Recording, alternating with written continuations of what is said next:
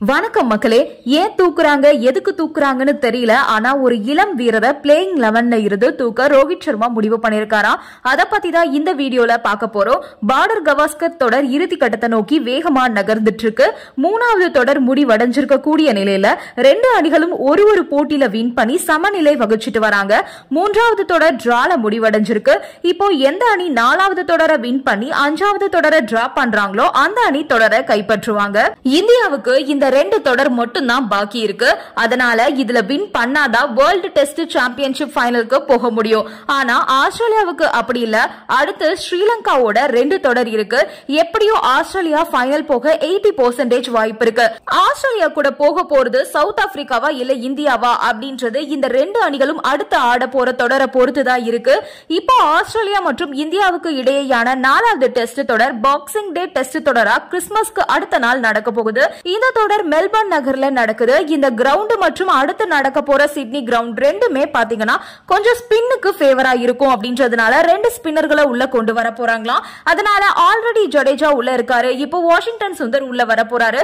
ஆனா அதுக்கு பதிலா நிதிஷ் ரெட்டியை தூக்க போறாங்களாம். நிதிஷ் ரெட்டி தான் இந்திய அணியில டீசென்டா பேட்டிங் ஆடுற ஒரே வீரர். அரை சதம் அடிக்கல அப்படின்னாலும் 40 ரன்கள் எப்படியாச்சும் குவிச்சிருவாரு. இத்தனைக்கும் இந்த ஆஸ்திரேலியா தொடர் தான் நிதிஷ்க்கு டெபியூட் மேட்ச். அதுலயே ரோஹித் மற்றும் விராட் தடுமாறும் போது இவர் அபாரமா விளையாடி ரன்கள் சேர்த்தாரு. முதல் டெஸ்ட் தொடர்ல இந்தியா 295 ரன்கள் வித்தியாசத்துல வெற்றி பெற்றாங்க. அந்த மேட்ச்ல ஃபர்ஸ்ட் இன்னிங்ஸ்ல 41 ரன்கள் குவிச்சாரு நிதிஷ் ரெட்டி. 6-4 1 6 அடிச்சிருப்பாரு. அதே மாதிரி இரண்டாவது இன்னிங்ஸ்ல கோலியோட பார்ட்னர்ஷிப் போட்டு 38 ரன்கள் எடுத்திருப்பாரு. 3-4 2 6 அடிச்சிருப்பாரு.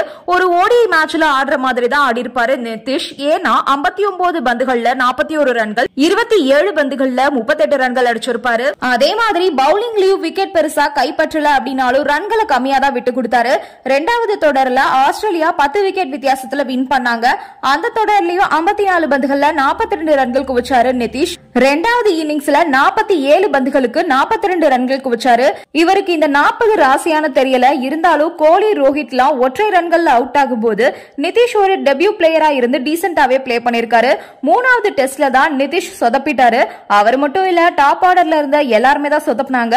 இருந்தாலும் நிதிஷ் இருக்காருன்னு நம்பிட்டு இருக்கும் போது 16 ரன்கள் அவுட் ஆகி ஏமாற்றத்தை கொடுத்தாரு நிதிஷ். இவரை பேட்டிங்ல நாம குறை சொல்லவே முடியாது. ஆனா பவுலிங்னு வரும்போது தான் தடுமாறாரு. மூணாவது பவுலர்னா குறைஞ்சபட்சம் 20 ஓவர் ஆச்சும் போடணும். பட் நிதிஷ் ரெட்டி அந்த அளவுக்கு இன்னும் பெருசா பெர்ஃபார்ம் பண்ணல. பவுலிங்ல பெருசா வாய்ப்பும் இவருக்கு கொடுக்கல.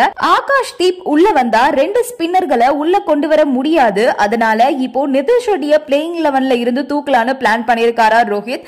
இது கிரிக்கெட் ரசிகர்களை மேலும் கோபமூட்டி இருக்கு. நியூசிலாந்து தொடர்ல ஓபனிங்லயே சொதப்பின இவரு ஆஸ்திரேலியாவில 6வது இடத்துல ஆடியும் சொதப்பிட்டு இருக்காரு. அப்படி இருக்கிற பட்சத்துல நல்லா ஆடிட்டு இருக்க பிளேயரை எதுக்காக தூக்குறீங்க? அதுக்கு பதிலா நீங்களே பெஞ்ச்ல உட்காரலாமே. கேப்டன்சிய பும்ரா கிட்ட கொடுத்துட்டு இளம் வீரர்களுக்கு ஆட வாய்ப்பு கொடுத்துட்டு நீங்க சப்போர்ட் பண்ணலாமே. நீங்களும் ஆட மாட்டீங்க, ஆடுற பிளேயருக்கு வாய்ப்பு கொடுக்க மாட்டீங்க அப்படின்ற மாதிரி ரசிகர்கள் ஆதகமா கேள்வி எழுப்பியிருக்காங்க. நன்றி, வணக்கம்.